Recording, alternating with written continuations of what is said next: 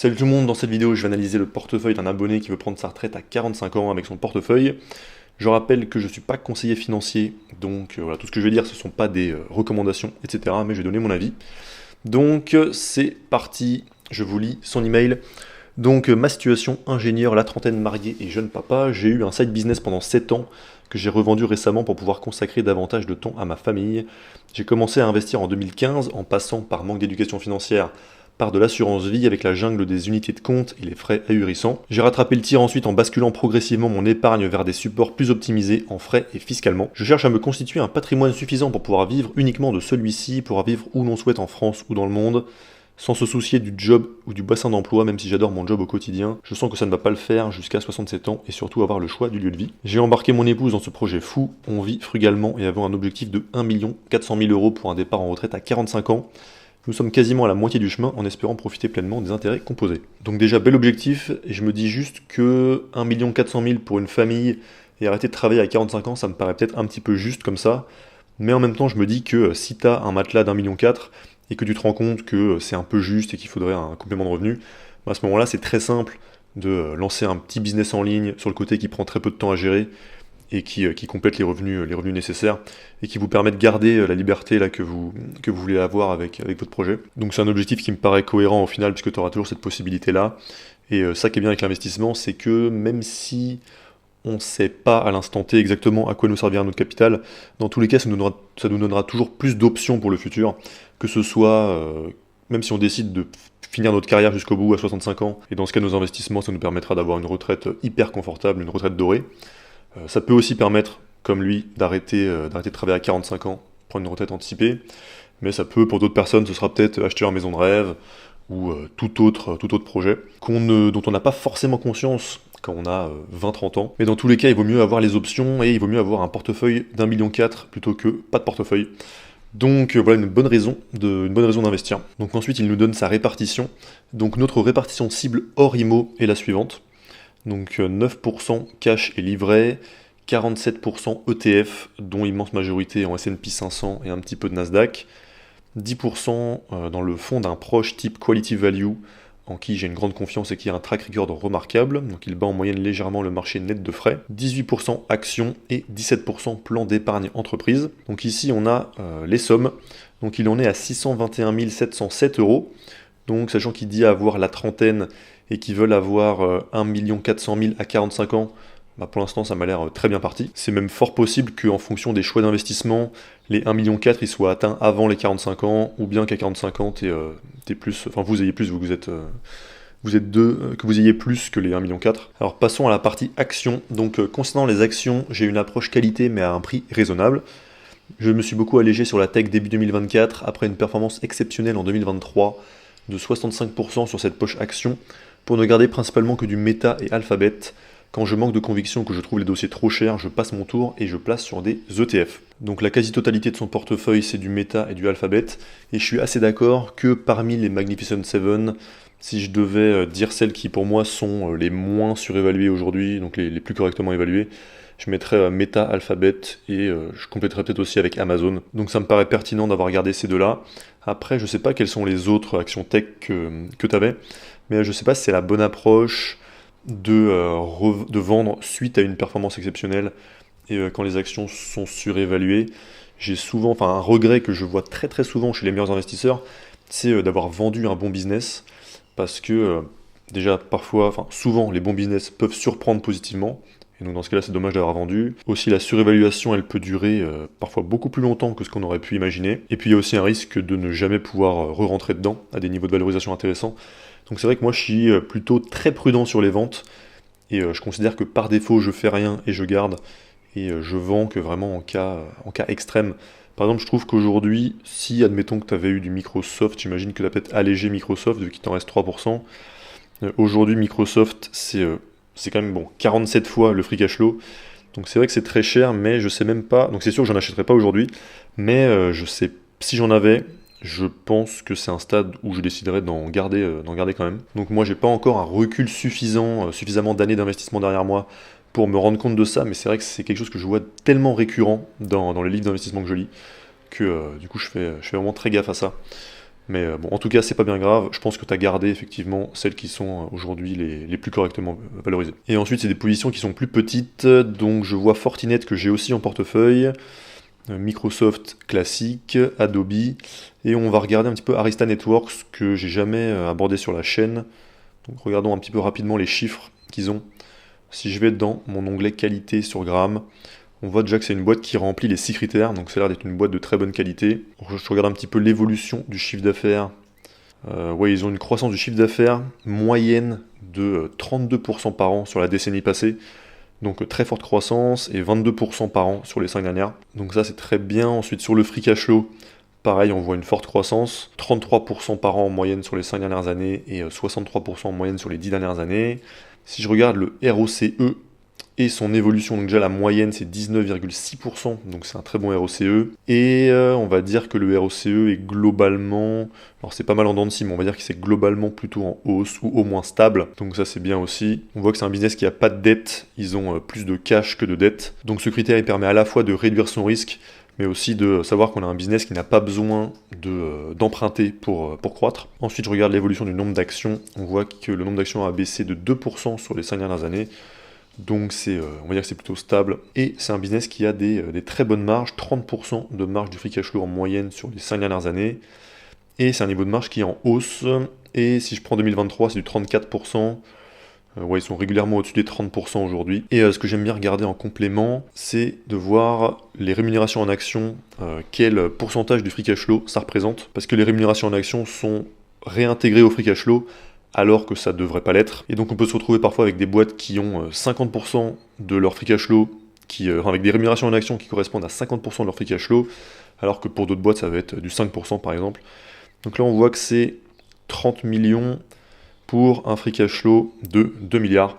Donc c'est pas du tout choquant, c'est correct. Ça fait 15% du free cash flow, donc pour moi c'est un pourcentage qui est totalement acceptable. Donc ouais, en effet, Arista Networks c'est un business qu'on peut ajouter en watchlist.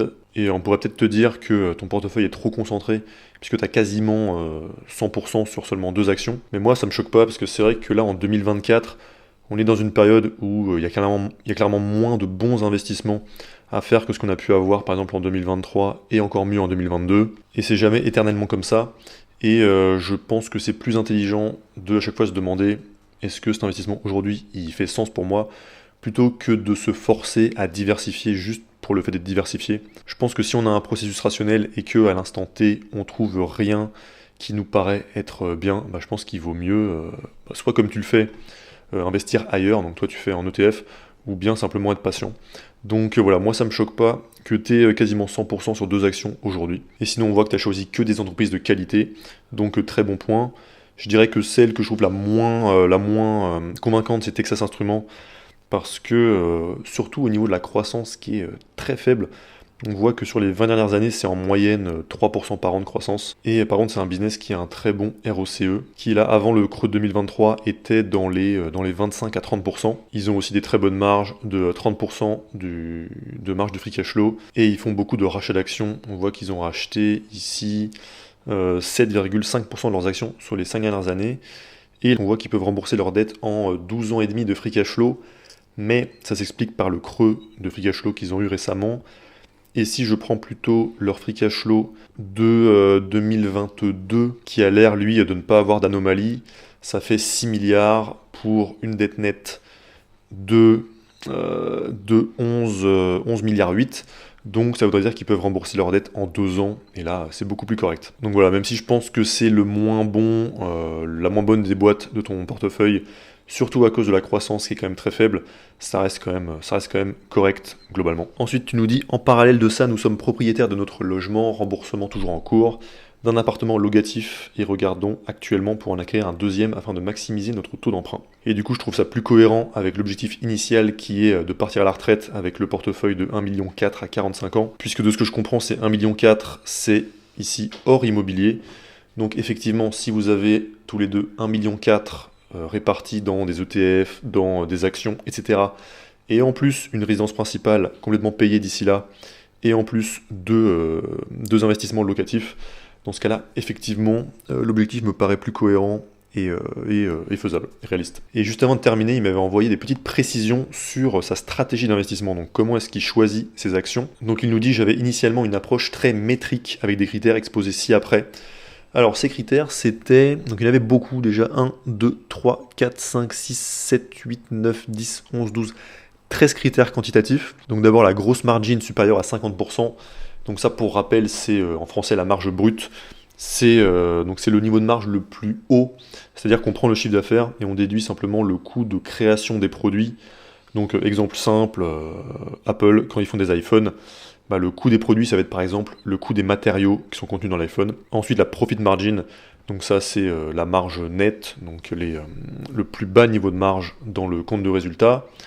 Ensuite, ROIC supérieur à 15%, donc c'est très proche du ROCE que j'utilise. Free cash flow divisé par earning, ça c'est pour voir quel pourcentage des bénéfices est converti en cash réel.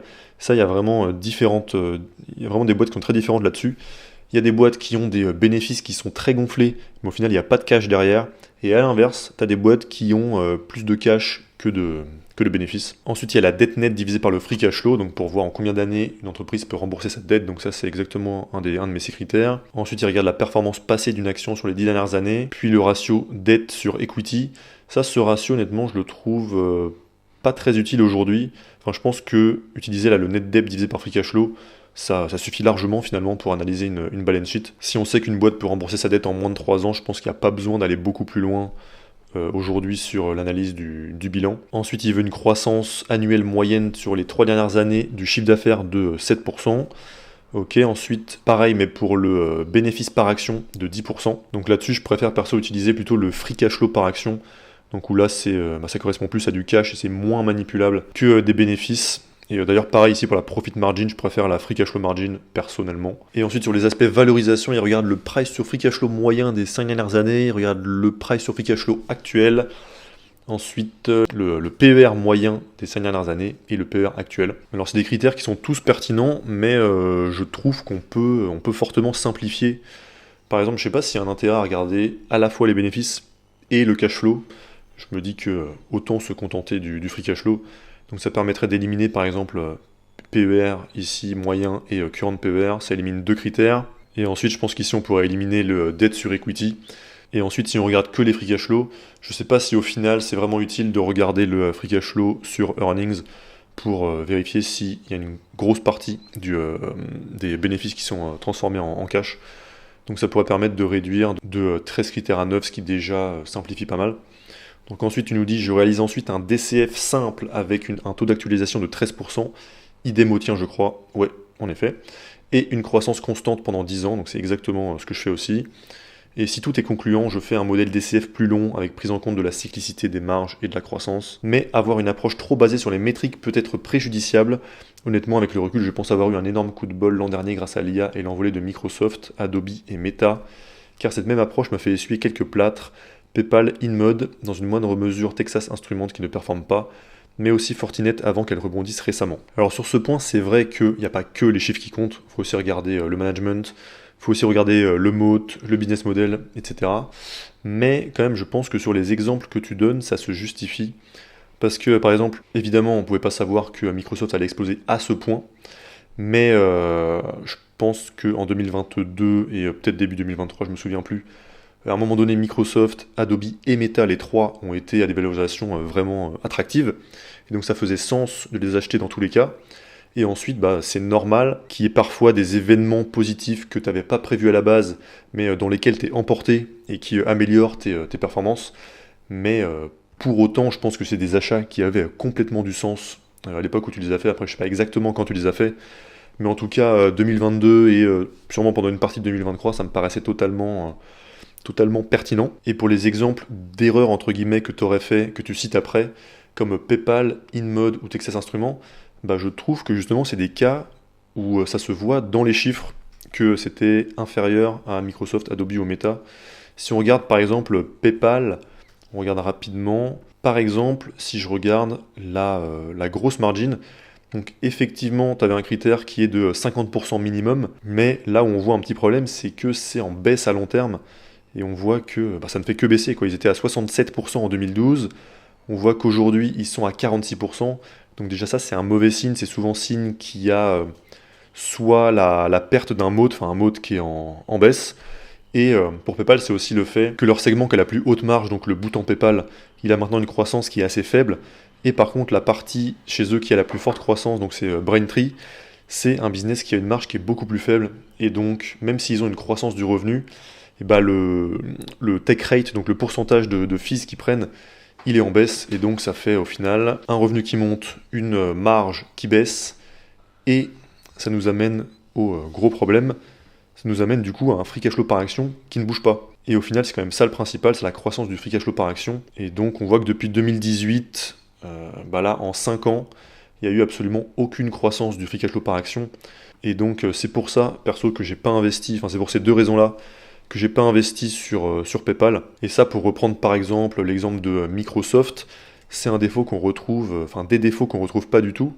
On regarde ici la grosse margin. Alors faut noter que là c'est du beaucoup plus long terme, hein, ça remonte à 1986.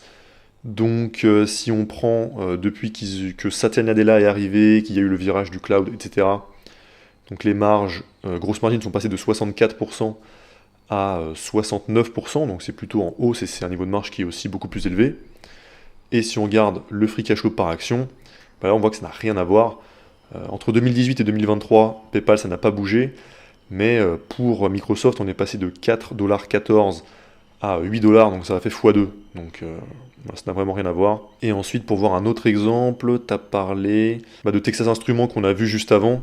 Donc on voit quand même que la croissance du chiffre d'affaires elle est très faible. Et en dernier exemple, tu donnes Fortinet. Et pour l'instant, en effet, Fortinet n'a pas performé depuis 2021.